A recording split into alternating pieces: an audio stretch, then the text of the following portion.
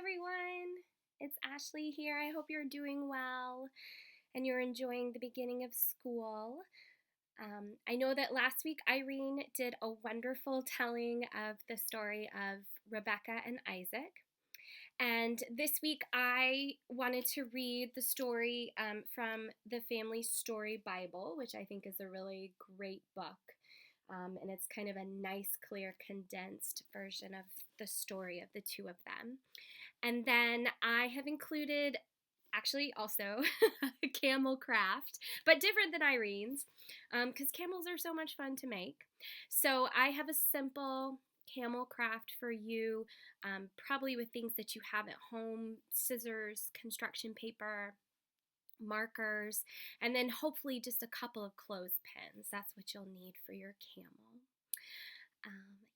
And that's what I have for you today. I hope that you're all doing so well, and I look forward to seeing you in church again, and enjoy the telling of Rebecca and Isaac. Bye.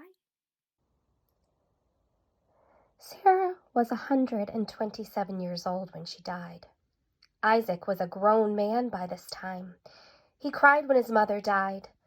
Isaac and his father Abraham buried her in a special place which they bought from some of the people who lived nearby.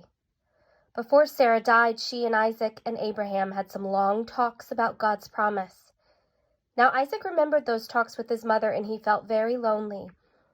Isaac said to Abraham, "You need to get married." "But Dad," Isaac started to say. "Never mind, do what I say. You can't marry any of the women around here," Abraham said. "They don't live in God's way. They don't understand about God's promise." "But Dad," Isaac tried again. "Just be quiet and listen," said Abraham. "I'll send one of my servants to the place where we used to live long before you were born, Isaac. We have lots of uncles and aunts and cousins living there. They don't know about God's promise, but they try to live in God's way. Maybe the servant can find the right person for you to marry." So Abraham sent one of his servants, a man named Eliezer, to the town of Nahor, where Abraham's relatives still lived. He made Eliezer promise to find just the right woman. To help the servant, Abraham sent along 10 camels loaded down with good things. These were the gifts Eliezer could give to Abraham's relatives. When Eliezer got to Nahor, he was hot and tired. He stopped to rest in the shade of some trees that grew near a well. While he was resting, Eliezer watched the people come to the well to get water. The servant prayed to God, "Please help me choose the right person." Just then he saw Rebecca coming to the well. "Could you give me a drink of water?" he said to Rebecca. "Of course," she said, and then without being asked, she gave water to all 10 camels too. That was hard work because camels drink lots and lots of water. The well was very deep. She was quite tired by the time she finished. But she didn't mind. Rebecca felt it was important to be kind to strangers. She often offered to help people when they seemed to need it. The servant smiled as he watched Rebecca carry water to his camels. "I think this is the woman God would like me to bring to Isaac so they can share their promise together."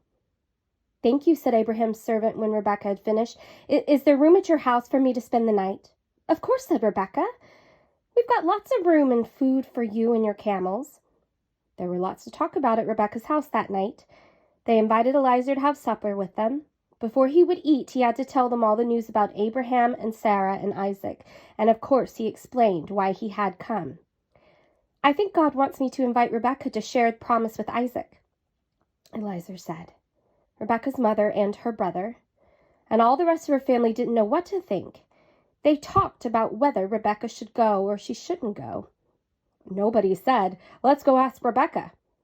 Finally, they all agreed. Rebecca should go. That's when Eliezer brought all the wonderful gifts he had brought. He gave them all to Rebecca's family. They all talked as if it didn't matter what Rebecca thought.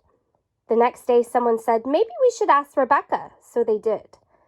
"I'll go," said Rebecca, "right now." "Right now?" said her mother. "Can you wait a week or so?" "No, I want to go right now," Rebecca insisted. The servant smiled to himself. She can think for herself, he thought. She's not only got a strong body, she's got a strong spirit too. Rebecca and Isaac will like each other."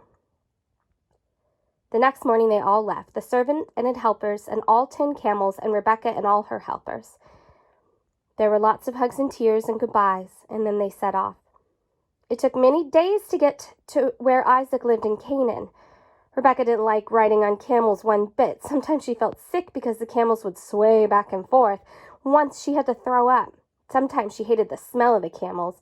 Sometimes she was just plain bored. It was a long trip. One day Eliza told her, "We're getting close to Canaan now." Rebecca began to get excited. When she saw a man walking in the field, she asked Eliza, "Who's that?" "That," said Eliza, "is Isaac. He's the man you've come to marry." "Make the camel kneel so I can get off," said Rebecca. Then she began walking across the field towards Isaac. Isaac saw Rebecca coming across the field. They had never seen each other before, and yet they knew they were going to be husband and wife.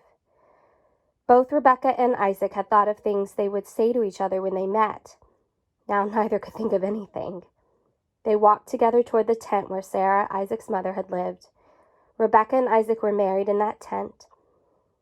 In time, they came to love each other very deeply, and Rebecca often thanked God because of the promise that she and Isaac had shared. All right, so I'm going to start with my blank piece of brown construction paper, or you can also just use regular paper, and then you can color your camel brown. So I'm going to do my best to do a little camel outline. And remember, you're only doing the top part of the body, so you're going to not put his legs on him because we're going to put those with something else. So give him a little tail, right? Come down and across. Remember, no legs.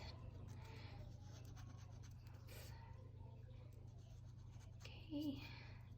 It's looking a little more like a dinosaur, but we'll get there.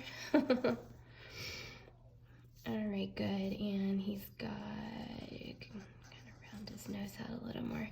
He's got some little ears. There we go. And I'm gonna give him an eyeball and a little snout. All right, great. So now you can take, I have chalk markers, but you can use any sort of markers. And you're just gonna do a little bit of decorating. So I'm gonna give him some hump pads. Fancy camel.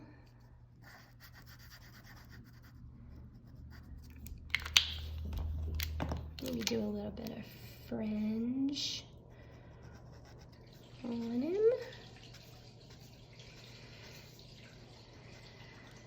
And you can decorate your camel however you like. I'm sure Isaac's camels are not so fancy. But if we can color him up, then why not do so? Maybe give him a little bit of purple. Maybe he's got some little like collars around his neck. Let's see, maybe some jewels. Good. And remember, you can make 10 of these if you want to, because Isaac had 10 camels that he sent for Rebecca. So now I'm going to take my scissors, and I'm just going to cut him out. This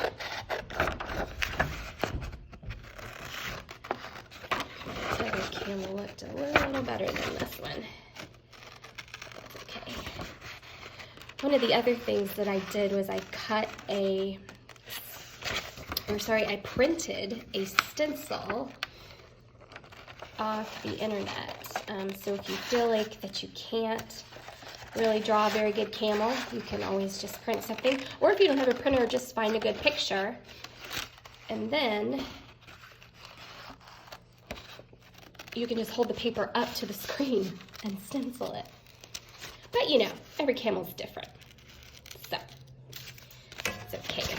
Some of them are a little bit wonky.